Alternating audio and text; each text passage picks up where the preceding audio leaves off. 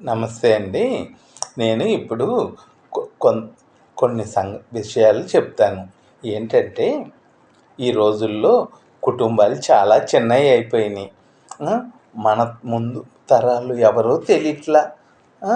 మన పిల్లలకి అసలు తెలీదు. మనకే మనకేదో కొంత తెలుసు. మన పిల్లలకి ఇంకా తక్కువ తెలుసు. ఇంకా మన మనవళ్ళు, మనవరాళ్ళు వచ్చేతలకి వాళ్ళ పూర్వీకుల గురించే తెలీదు. కనీసం తాతల పేర్లు, ముత్తాతల పేర్లు కూడా తెలీదు.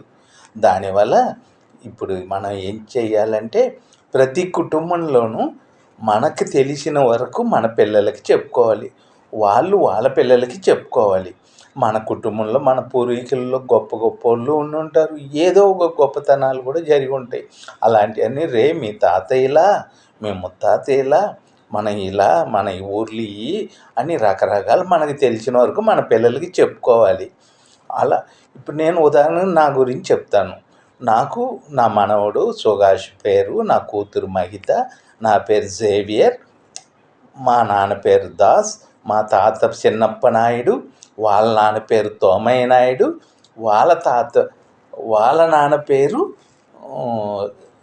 రాజన్న నాయుడు, వాళ్ళ నాన్న పేరు రామదాస్ నాయుడు, వాళ్ళ నాన్న గండికోట రాజు దగ్గర సేనాధిపతి. ఆయన పూర్వీకులు మేము. ఎందుకు ఇలా మా ఇంట్లోనే మా కుటుంబంలో చాలామందికి ఇవన్నీ తెలియదు. నేను చిన్నప్పుడు మా తాత ఇవన్నీ నాకు చెప్పేవారు. నేను పెద్ద మనవణ్ణి. నాకు ఇవన్నీ చెప్పుకుంటూ వస్తే అన్నీ నేను అలా మనసులో పెట్టుకొని అలా ఎప్పుడైనా నేను మా వాళ్ళు ఎవరికైనా చెప్పినా పట్టించుకోరు, నవ్వుతారు. ఎందుకంటే ఇవన్నీ జనాలకు వచ్చి కొంచెం ఎక్కువగా చెప్పినట్టు అనిపించింది. మా కుటుంబంలో కూడా మా తాత నాన్నయ్య జోకిన్ నాయుడు, ఆయన మెడ్రాస్ లయోలాలో 100 ఏళ్ల క్రితమే అంతకుముందే చదివారు. ఆయన పొలాల దగ్గరికి వెళ్తే వాళ్ళ 2000 ఎకరాలు మా తాతలకి, వాళ్ళ తాతలకి, వాళ్ళ నాన్నలకి, వాళ్ళ పొలాలకి వెళ్తే పొలంలో పనిచేసే వాళ్ళంతా ఆయన చూసి నవ్వారంట. అయ్యా, మీరు వచ్చి గట్ల మీద నడవటం ఏంటి, మీరు చాలా సుకుమారం, అది ఇదని ఏదో ఎగతాళి చేసి నవ్వితే ఆయన కోపం వచ్చి అక్కడ మట్టిలో నేల మీద పాతిపెట్టున్న పొలుగు తీసి కాలుకి పెట్టి బెండి చేసేసారంట, వంచారంట. అందరు పనులన్నీ ఆపుకొని ఆయన చూసి బిత్తరకపోయారంట. ఇంత సుకుమారంగా ఉండి ఇలా చదువుకునే ఆయన ఇలా చేశారని. ఎందుకంటే కష్టపడితేనే బలం ఉండాలని లేదు. అలా ఉండేవాళ్ళు కూడా బలంగా ఉండి బాగా ఇదిగా ఉండేవాళ్ళు కూడా ఉన్నారు. ఎందుకు చెప్తున్నా అంటే, అలా ఇది చాలా ఆశ్చర్యమైన విషయం. మా కుటుంబంలోనే చాలామందికి తెలీదు. చిన్నప్పుడు మా తాత నాకు అలా చెప్పారు.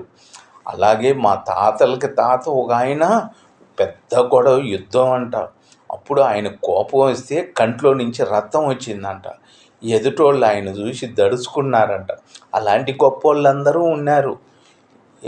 అలా మీ ప్రతి ఫ్యామిలీలోనూ ఎవరో ఒకరు మన తాతలు ముత్తాతలు అలా మంచి మంచి పేరు గలవాళ్ళు, గొప్పవాళ్ళు ఉంటారు. మీకు తెలిస్తే మీ పిల్లలకి చెప్పండి, మీ మనవరాలకి చెప్పండి. ఎందుకంటే మనతో మన చరిత్ర అంతమైపోకూడదు.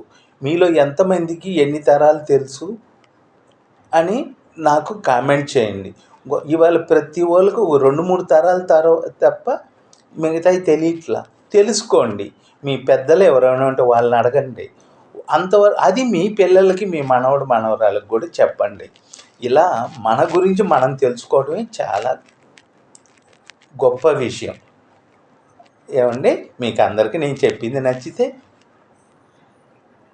చూడండి నా వీడియోని. నమస్తే అండి.